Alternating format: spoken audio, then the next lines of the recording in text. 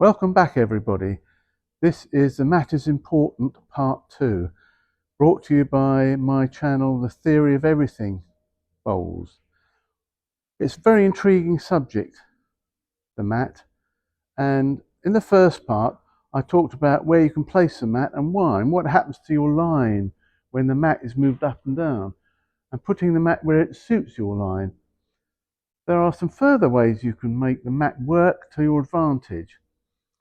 And one of the big things is you can change your position on the mat.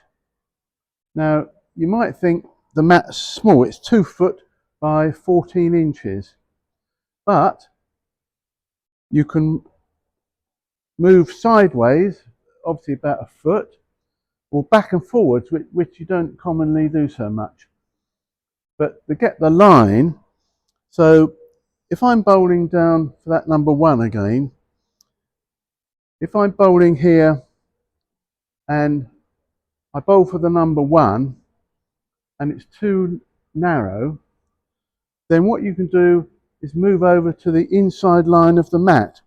And bear in mind, you only need one little bit of your feet and legs over the mat. So I can go put that foot on that there, right on the right hand edge, and bowl that ball. And therefore, I'm gaining from the middle, I'm gaining that much of width. So when I bowled at 1 before from here, I was a bit narrow and it went over. So I'll just show you, you gain a little bit of width by going right on the edge of the mat. Let's give it a go.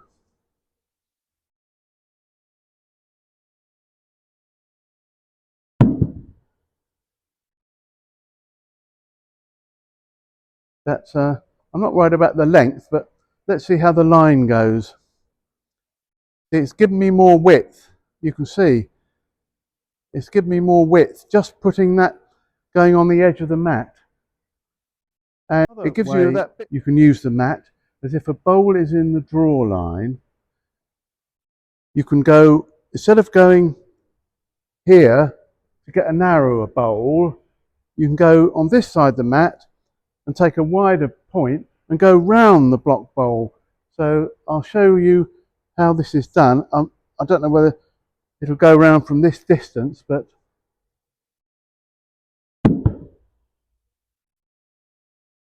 see, I think that you'll see that that's just gone a little bit wider.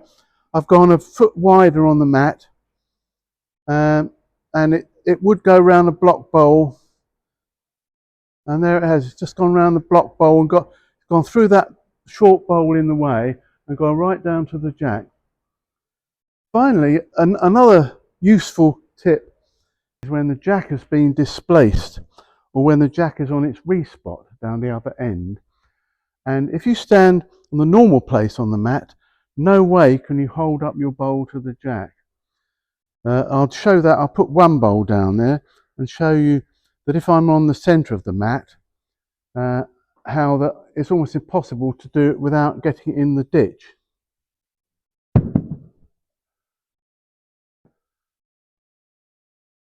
That's as close as it will go to the ditch.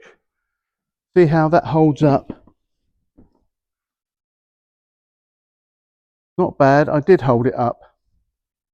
I did hold it up actually, but you get a better angle by moving on the inside of the mat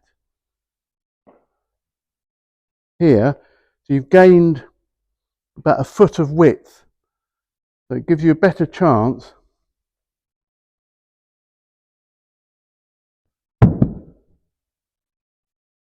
You've got a slightly better angle to go in. I was able to bowl it not quite as near the ditch, and it's still held up.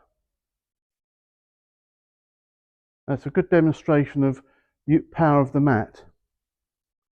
There's one thing to talk about in relation to the aiming and moving the mat around, and it depends on the different method of taking your aim and lining up your bowl.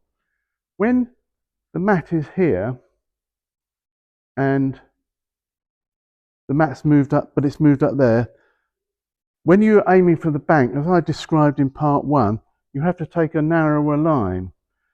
If you're taking your mark on the shoulder of the arc, you've also got to take a narrower line.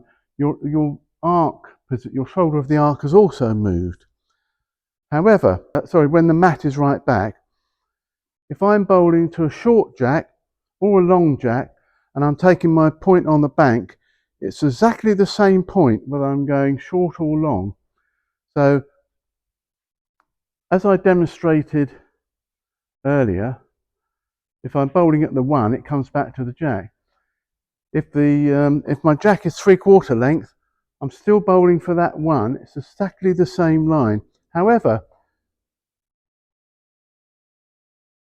if you have a different method if you have the shoulder of the arc method for getting your line, you've got a different arc point for short or long from this mat. So in that respect, I think aiming the bank has an advantage. And I used to fox my opponent sometimes. I'd keep the mat here and then I'd vary the jack length. With my method, I was able to get the exact line wherever the jack length was.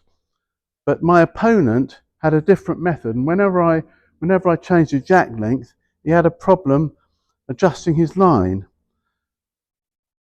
There is an advantage to taking your aim at the shoulder of the arc, and that is it gives you more of a feeling of the length, because the shoulder of the arc relates to the length you're bowling at.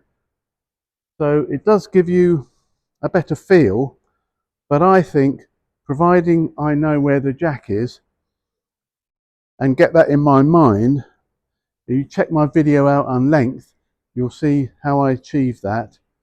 Then I think mark on the bank is a very good way to take your line, and it has an advantages over the other methods.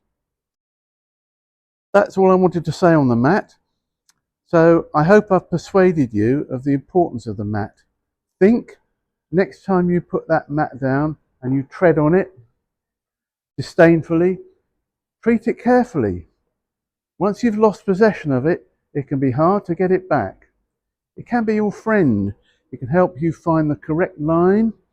It can confound your opponents. Thank you for watching.